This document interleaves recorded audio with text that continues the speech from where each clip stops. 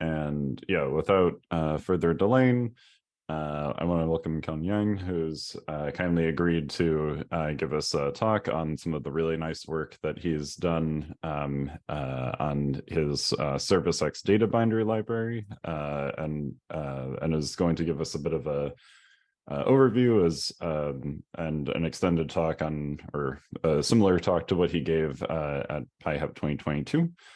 So without any, oh, okay, so sorry, Alex has pointed out that we're not recording at the moment. Let me try and fix that. Oh, okay, this is also unfortunate. I just tried to hit record and it says I need to ask the host to give me permission. We are recording according to my Zoom. Okay, excellent. Then that's I was good. asked to confirm when I logged in. I don't know. Okay. All right. Well, as long as that's the case, then that's good, because I'd like this talk to be recorded. So okay, assuming that's working, then I will turn it over to our speaker. Yeah, thank you. So yeah, I want to basically talk about the work that I did for ServiceX, and also pretty similar to what I gave at IRIS-HEP 2022. So it's about the data management package, so-called data binder for ServiceX. And I also want to briefly talk about its application to my analysis workflow. So I guess, given the people, being here, everyone is very familiar with ServiceX, but my view of ServiceX is it's a service to quickly access a fraction of large data on the grid or from remote.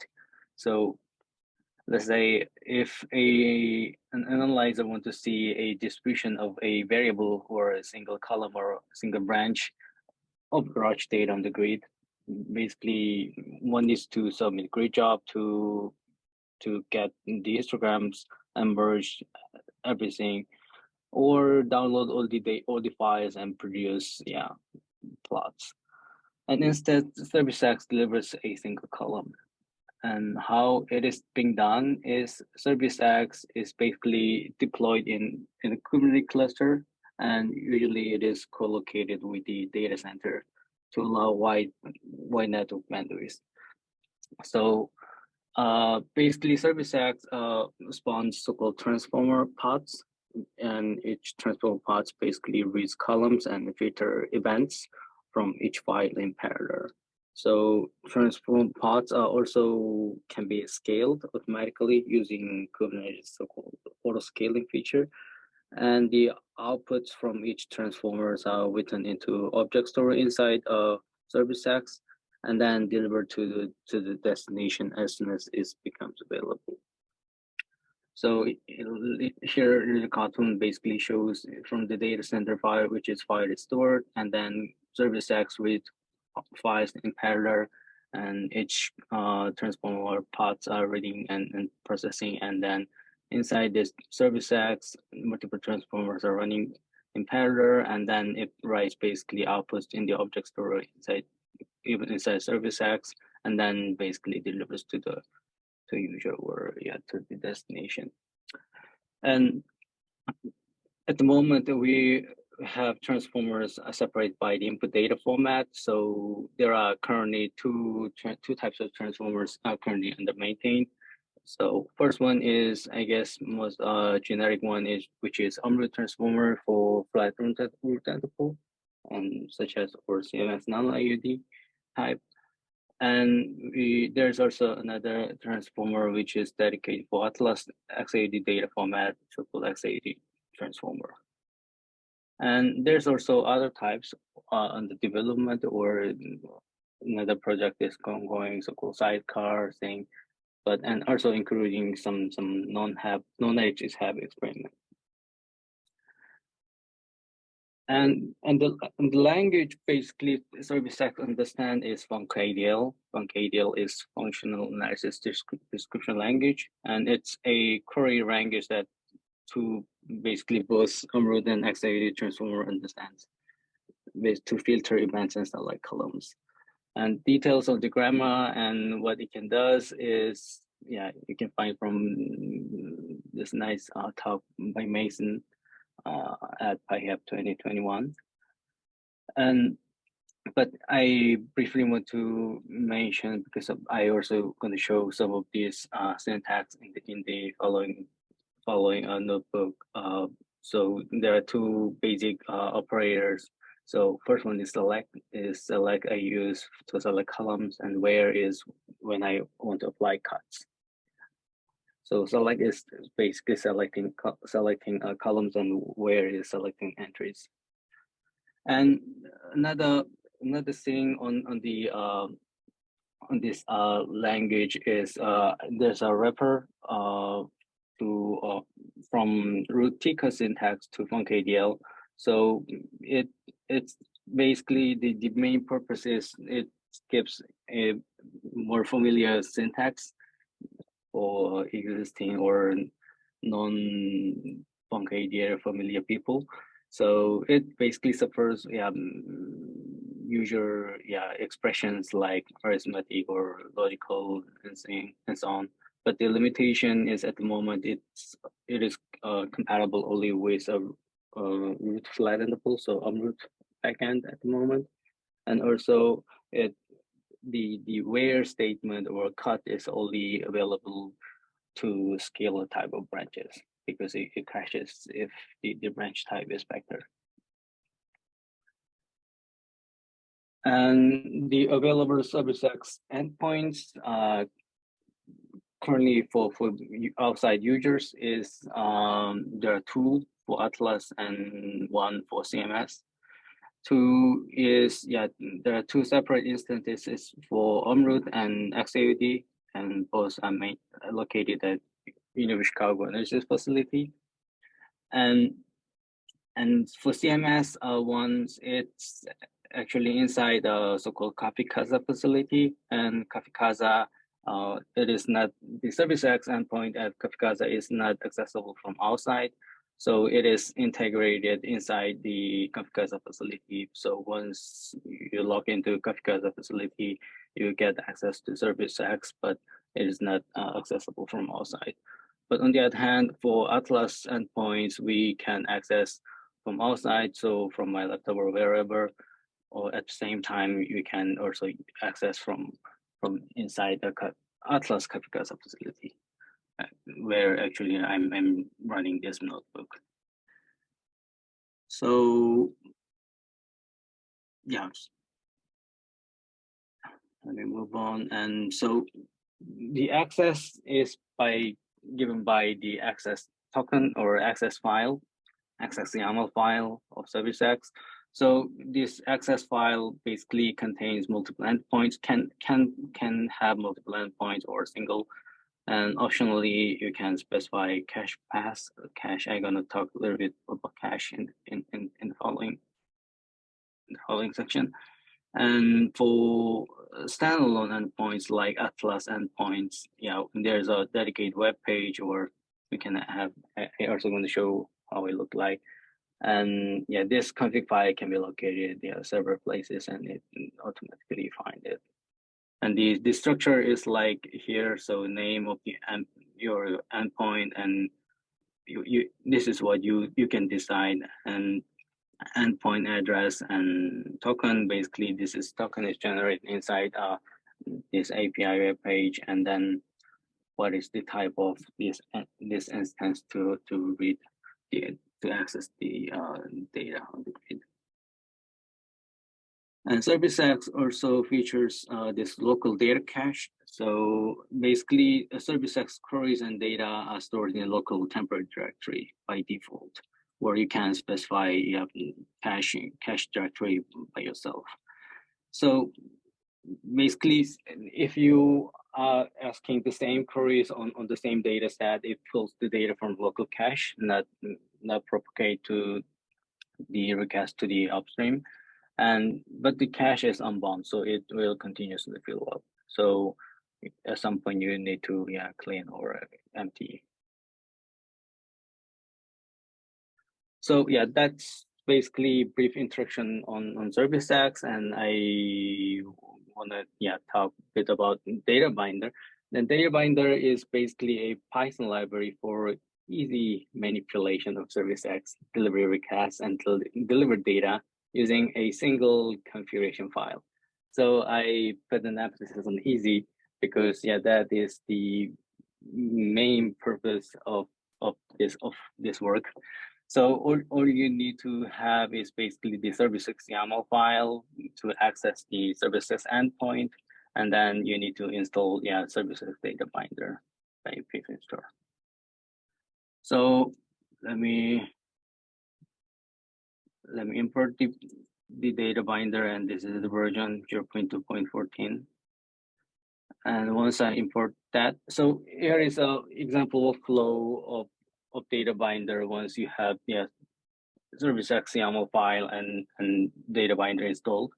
So as a user, you write a configuration file for ServiceX, and then you ask delivery in Notebook or in your Python environment. And then ServiceX backend look for input data sets, and it retrieve all the input file list, and then relevant code is generated based on the input data format, essentially from KDL, and then transform pods are generated, process all the files. So it's at the moment it generates 10 pods per request, and it scales up if needed. And all the outputs are basically written, as I mentioned earlier, to object store inside Kubernetes cluster, and then download outputs to the to the local cache directory asynchronously. And then it copies to the file to the final destination. So what basically you need to do is just write a config and ask for delivery. Let me do a little demo of some use cases. So this is the use case that I mentioned in the beginning of slide, in the beginning of this notebook. So I want to simply see a electron PT distribution of the large data set to grid. So the structure, if you are familiar with Atlas T-Rex feeder software, I brought many structure from T-Rex feeder config file. So there's a general block. So this basically defines general things like what is the backend name. Basically, this should be the same name as you defined in the service YAML file. And then what is the output directory? So this is the basically target output directory, and what is the output format you want to get. So it can be either root or Parquet if you're running a root instance. And then here you define the sample block. So the sample is essentially the data you want to get. So name of the sample, and it can have XRoot type of data, and then what is the tree name of the file, and then the query. So the config file, I have defined everything. So backend name and output directory and output format as Parquet, and I choose the name as ttbar, and all those files I essentially add UNL via XRoot, so I use XRoot files. And there are 50 files here, and the name of the tree is events. And I basically select electron PT when number of electron is more than 5. So I can write this file, and then I wrote this file inside Data Binder, and then it shows how many samples and how many requests defined in this config file. And then if you ask for delivery, so it basically prints the ServiceX endpoint page, and there are 2 progress bars. First one is for transformation, and second one is for the download. So now there are 50 files each basically, and you can see now, transformation is done about 26%. Okay, there are more downloaded. They are not synced up usually. So but you can see those progresses. And also this page basically is this page. So you can see, yeah, although it was done earlier, but yeah, you can see the progress, yeah, online.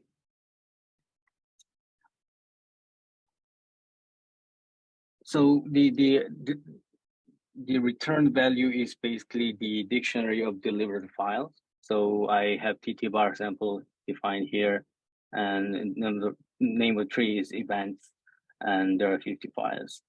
And yeah, we can easily produce, yeah, plots out of this delivered files. So although it's not that large file, but it's much easier to produce plots out of, yeah, out of the data on the grid. And yeah, and as I also mentioned earlier, this funcADL query, if you are not familiar with funcADL, you can also use, yeah, this TCOT style syntax. And here I basically use, instead of funcADL option, for example, I just use filter. This is for selection, and this columns, what I want to deliver, and it's the same number of, yes, m+ files.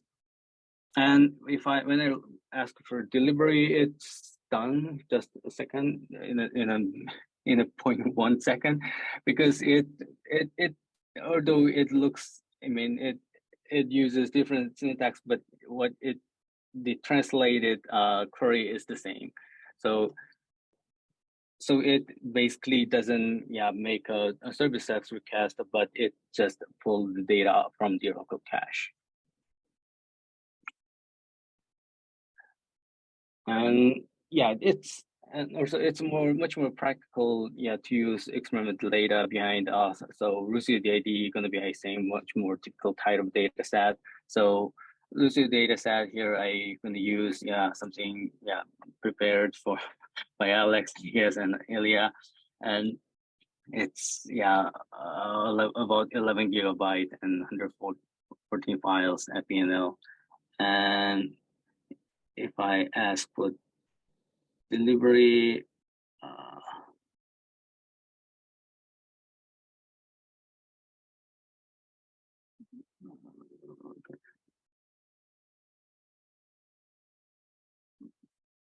let me check what is going on here.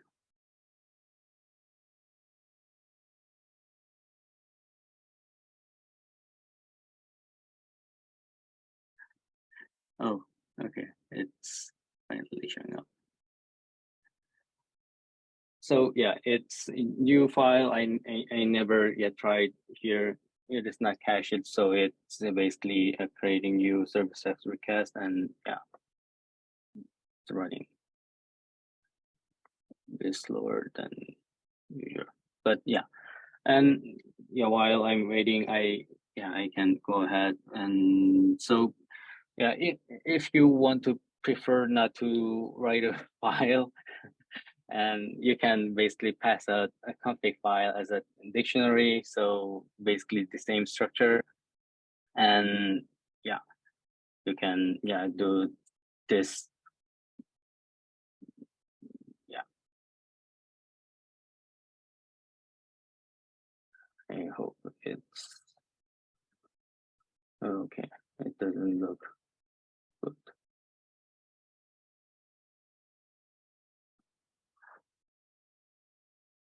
Okay, yeah, let me sorry about this hiccup. Let me restart, and let me load data bind again, and we have a backup instance. Well, I can tell you that somebody else is doing a lot of requests at the moment. Okay, that's, yeah, also interesting. Yeah. Yeah, so yeah, I can go ahead for, yeah, another use case. So which is the main use case I wanna discuss, which is a analyzer want to exploit ServiceX for VR physics analysis. So full-scale analysis with ServiceX, it demands many more details than delivering a single column. Thus, the emphasis of this data binder development is really UX, is really user experience, especially with full-scale analysis. So we tend to have many samples or many processes defined in an analysis, and also now it is important to have an option to write output dictionary, which can be defined in the general block. So basically, this contains all the delivered files, passes of all the delivered files, and this can be directly passed to the coffee as an input file list and then consumed. And then I also introduced a definition block. I actually brought this feature from T-Rex here. So it's basically replaces lengthy values for better readability. So you can see like here, now XRT files are not list of many files. So it's much easier to read. So this def TT bar inputs are here. And also, and so on. And last, one other thing I really want to emphasize is samples and files in the output directory is always synced up with data binder config file. So whenever you add an additional sample or additional tree, the output dictionary and files in the output directory are synced up. Or if you delete any sample here, it is also reflected to the dictionary and also in the output path. So it is really, syncing all these things together.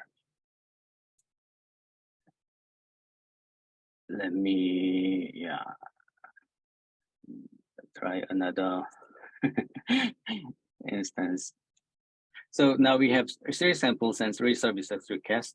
So you can see now there are 6 progress bars, one for, two, basically this each pair is for each sample, and also as before, the top one is transformation and bottom one was download. So although it is very quick, but it's actually the transformation and now all the post-processing are running asynchronously. So previously data binder, there was a separate step for post-processing, but now it is in asynchronous, so it runs a lot faster than before. So and if let's say if we change the query, like this is I changed this funcated query only for this TT bar sample, and you can you have to use another instance. You can see this data in WJets are already delivered because nothing changes, but only TT bar is changes. So you need to, it basically asks ServiceX to deliver and transform and deliver.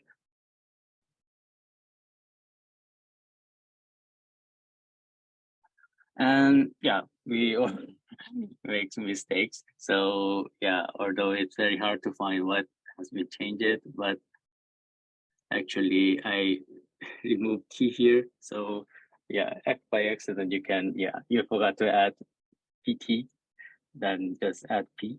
So if I ask delivery, it runs, but it crashes because there's no electron P branch in the file, in the input file. So now the outputs, now it doesn't crash all the requests, but rather it handles more gracefully, I would say.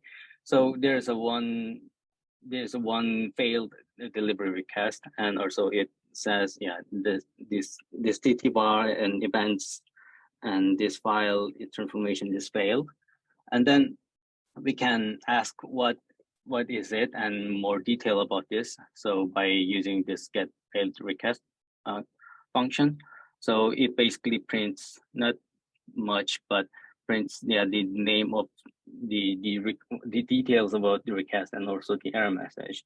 But the error message, maybe I can work a little bit more to have a bit more information.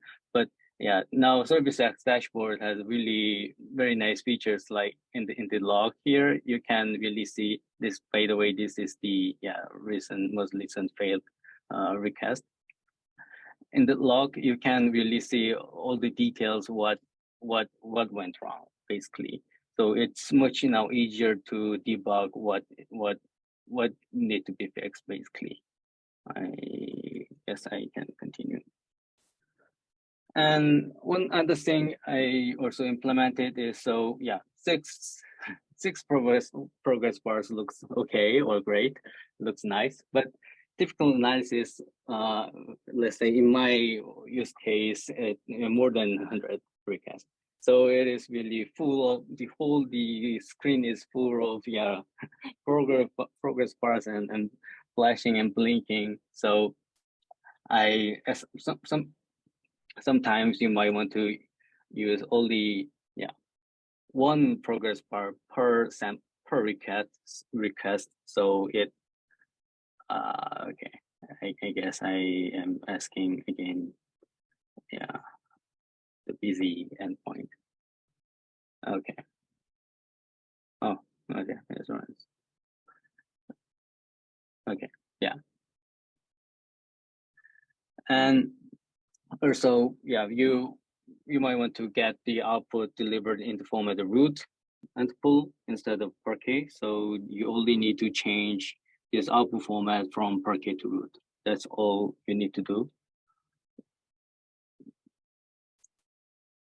So if I ask for delivery, it doesn't actually ask for new ServiceX delivery, because the parquet file is already delivered and located in local cache, and from local cache it basically converts parquet file into root. So I need to use root instead of workard to open these root files.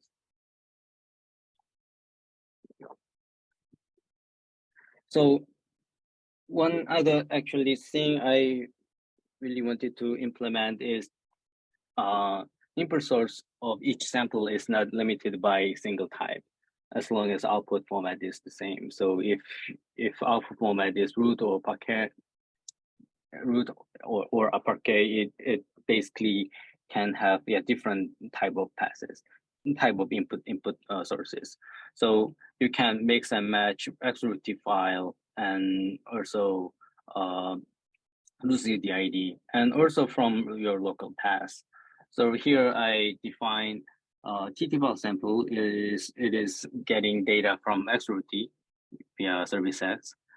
But for WJets, I have somewhere it is not large, so I have stored in my local pass somewhere. So I can put local pass here. And then, but for data, I get from XRT. A single tab which is big, I want to put on the grid, so it has to be in the ratio format. So,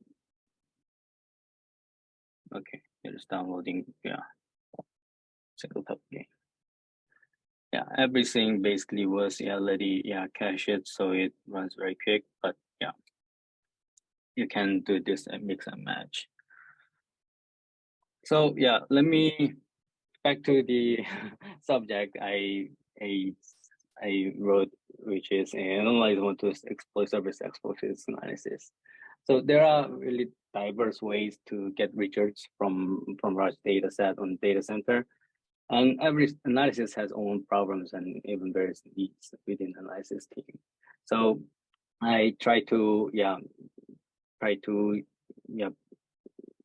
have some example workflow with ServiceX, and here are three of those examples. One is deliver root files. So I think this can be a use case for the people who want to have minimal change with respect to their traditional workflow. So analyzer want to get the selected and filtered branches in root format via ServiceX, but perform all these subsequent analysis with familiar root tools.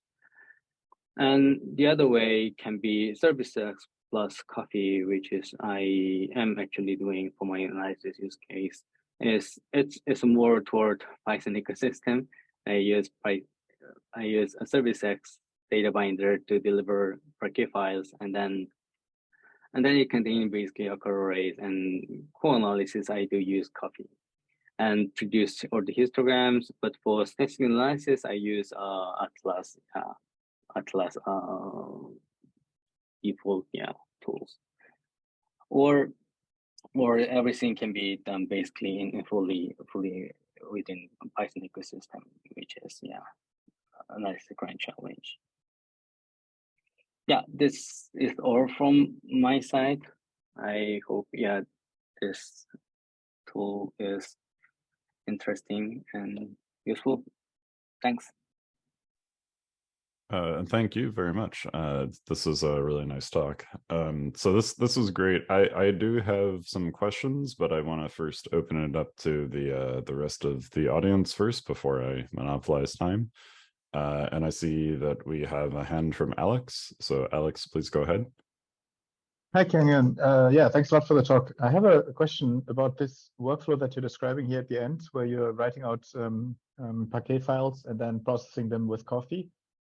When I looked at it, I thought that the format, the sort of file set format in coffee, when you feed in Parquet files, is different from what you can use with root files. Specifically, you can't pass in metadata.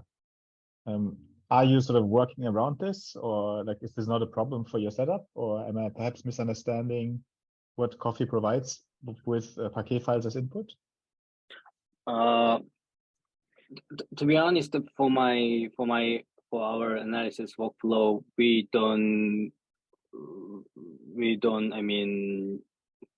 feed files delivered by ServiceX directly to coffee. We have intermediate step. Actually, that is one of the reasons we want to use data binder. So we want to basically decorate our neural net output to the files delivered before we feed to coffee. And also, while we are doing that, we also convert Parquet to root, actually, because coffee, there's no reason to feed Parquet instead root. Okay, so you do at the moment feed root into coffee again. You write out Yes, you write out Parquet yes. files from ServiceX. Okay, so I'm assuming then in that case, you also would benefit from ServiceX writing out root directly, because that conversion takes some extra overhead and time.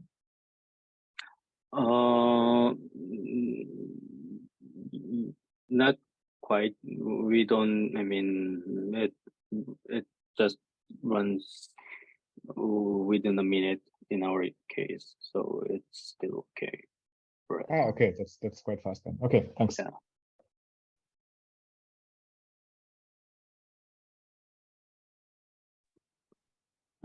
Okay. So since I don't see any hands immediately, I'll ask one of my questions. The ServiceX data binder seems quite nice. So something that I've only started to, I think, have a better handle on in the last months is when working with distributed compute libraries in this situation, that there can be some sensitivity to the versions that are deployed on the remote sites, and then the versus the APIs that you're using on the user side. So does ServiceX data binder, is it quite sensitive to the deploying to the API of ServiceX that's deployed on the remote side, or is this something in which the ServiceX APIs are now stable enough that you don't need to be too worried about having the exact API match? And I rephrase that, the exact version match, the local ServiceX version that you have versus or the local ServiceX data binder and any ServiceX dependencies that you have versus what's running at the center or the analysis facility that you're querying? As far as I know, I haven't faced such a situation. Yeah, because it's essentially something to do with ServiceX front-end library, and we have some dependencies might be there. Can But can I comment? Please. Yeah, it's Peter. I mean, so I would say that there is a coupling at sort of the very core level, but it's a bit weak. Where one's probably somewhat more likely to encounter a coupling is the detailed transformations. You know, if it's a specific transformer, you may only be able to take advantage of certain features if your libraries are up to date. But on the whole, it's a fairly weak dependence, and the API it's not frozen, but it's not changing at any rapid rate either. So. Okay, excellent. Yeah, thank you. Let's see, I had one other question. Let me check my notes real quick.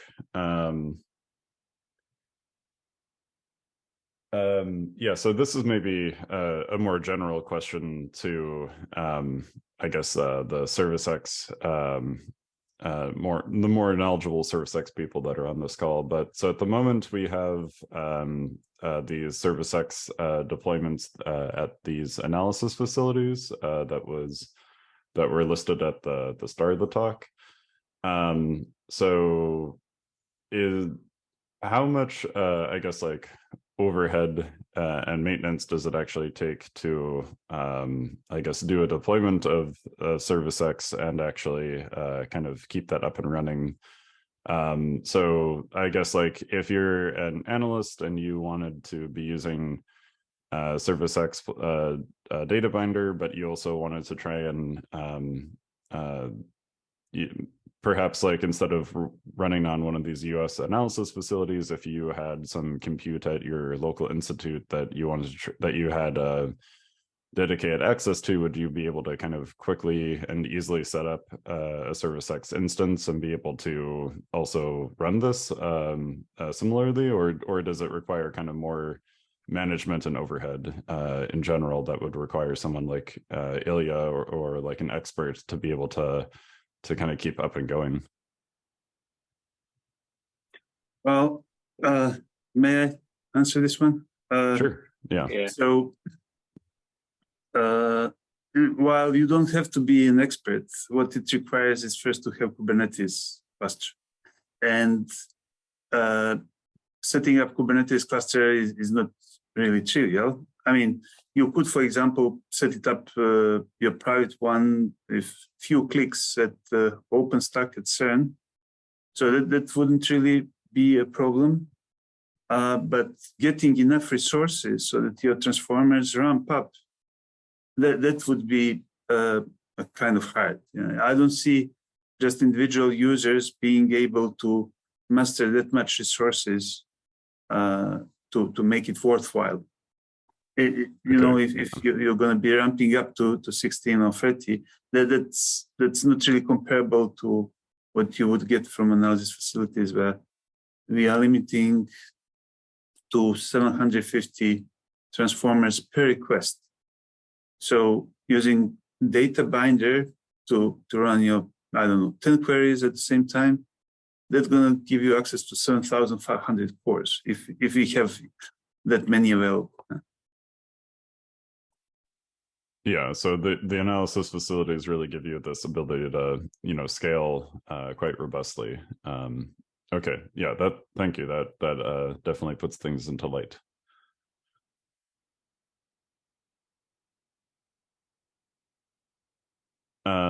Let's see. Are there any other additional questions that we have?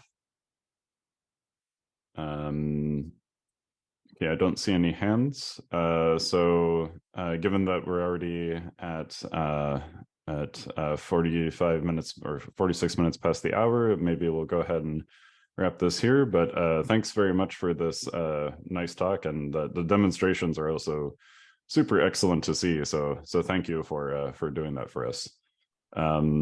Yeah, my guess is that also we'll continue to have some close communication on this, and I might also have some follow-up questions as well. So thank you.